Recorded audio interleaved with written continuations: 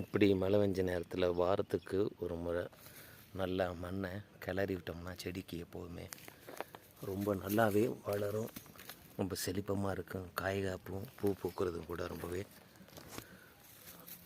நல்லா நமக்கு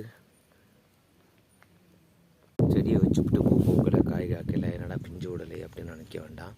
இந்த மாதிரி செடிகளுக்கு ஒவ்வொரு நாளும் நமக்கு பராமரிப்பு தேவை. இந்த மாதிரி மண்ணை கிளறி விடுறது, உரம் வைக்கிறது, தண்ணி போகிற மாதிரி வாய்க்கால் பிடிச்சி விடுறது, இதெல்லாம் ரொம்ப அவசியம். மனை நாவரைகள் மட்டும் இல்லாமல் மற்ற நாவரைகளையும் கூட நம்ம இது மாதிரியான நல்லா மண்ணை கிளறி விடணும். கீழே உள்ள மண்ணை பரட்டி மேலே விடணும். ஸோ அப்போ என்ன வேருக்கு நல்லா வேருக்கு சத்தாக இருக்கும். வீட்டு செடிக்கு பக்கத்தில் இருக்கக்கூடிய அனாவசியமான செடிகளை பூரா அந்த மாதிரி களைஞ்சி எடுத்துடணும் ஒன்றும் விடாமல். அப்போ தான் அந்த செடி ரொம்பவே நல்லா வளர்ந்து வரும்.